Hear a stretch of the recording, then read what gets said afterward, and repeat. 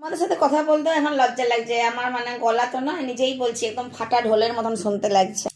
তা বলি যে আজকে রান্না ছিল খুবই ছিমছাম, বেশি কিছু রান্না বান্না করতে পারিনি, কেননা বাইরে গেছিলাম আজকে কাজ করতে। তো মা বললো সবই কি রান্না বান্না সবই করে চলে যাবি, যা আগে কাজটা সেরে আয়, তারপরে ঘরে এসে রান্না বান্না করবি। আর তখন যদি কিছু না হয় তা হাঁসের ডিম তো সিদ্ধ করেই নিয়েছি, ওই হাঁসের ডিম সিদ্ধ ভাত, আলু সিদ্ধ ভাত খাবো, যেটা তোমাদের সবসময় অল টাইম ফেভারিট। তো এরম ঘরে ঘরে এসে বা কিছু ফোন টোন ছিল যেগুলো সব করে পরে তারপর তোমার ভাবছিলাম কি রান্না করব। তো মা বললো মানে মা বলেনি, যে মা ছোটোবেলাতে আমাদেরকে টমেটো পোস্ত করে খাওয়াতো। তো ভাবলাম ওই টমেটো পোস্ত রান্নাটাই আজকে তোমাদেরকে দেখাই করে পরে।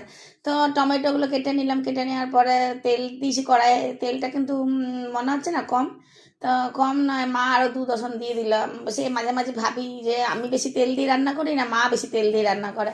যাই হোক, মা আবার 2টি পাঁচফোড়ন দিয়ে দিল। তারপরে কাঁচা লঙ্কা দিয়ে ভেজে নিয়ে আর এই টমেটোগুলো দিয়ে দিলাম। তারপর পরিমাণ মতো নুন চিনি যেটা দিবা সেটা তো দিতেই হবে। তারপরে পোস্ত ঢেলে আর একটু কাঁচা তেল দিয়ে তারপরে নামিয়ে নিলাম, ভাতে খেতে বসলাম। কিন্তু বিশ্বাস করো, টমেটো পোস্ত থেকেও তো প্রিয় খাবার ভাতের থালায় আছে হাঁসের ডিম সেদ্ধ, আলু সেদ্ধ, পেঁয়াজ কুচি, ভাত। আর আর টমেটো কুচিটা কি বলে লঙ্কা কুচিটা নেওয়া হয়নি, আর দেখে কাঁচা সরষের তেল নুন এগুলো তো আছেই। তো ভাবলাম প্রথমে আমার প্রিয় খাবারটা এটা সেটাই খাই, আমার কেন সবারই প্রিয়। তো হাঁসের ডিম দিয়ে বেশ ভালো করে আলু সিদ্ধ দিয়ে কাঁচা নুন সরষের তেল নুন দিয়ে যখনই ভাতটা মেখেছি, তখনই দেখছি আমার, দেখতে পাচ্ছ তো ক্যামেরাতে, হাতটা আমার দাঁড়িয়ে গেছে। তো দাঁড়িয়ে গেছে মানে ওই দিক থেকে বিলু চাইছে যে মা তুমি বেশ লোভনীয় করে ভাতটা মাখলে এক ডাব দেবে। তো ওই জন্য ওকে এক ডাব দিলাম, আর বাকিটা আমি এবার দেখতেই পাচ্ছ হাত চলছে, মানে আমার মুখেই যাচ্ছে খাবারটা। আর হাঁসের ডিমটা নিয়ে তো বলার কিছু নেই, খুব ভালো হাঁসের ডিমটা পেয়েছিলাম একদম। তোমার কুসুমটা দেখেই বুঝতে পারছ, এরকম কুসুম অনেকদিন পর দেখলাম আমি, এই অরেঞ্জ কুসুম, তার সাথে ভাতও অরেঞ্জ হয়ে গেছে একদম। আর তারপরে লাস্ট পাতে রেখেছিলাম টমেটোর এই টমেটো পোস্ত চাটনিটা, দিয়ে এইটা দিয়ে তোমার ভাত মেখে খেলাম। তো টমেটো চাটনিতে এমনিই খেতে ভালো লাগে, আর তার সাথে পোস্ত তো আরও দুর্দান্ত লাগছে। টমেটো পোস্ত করতাম না, পোস্তটা আজকে 2-3 দিন ধরে তোমার ফ্রিজে বেটে রাখাই ছিল।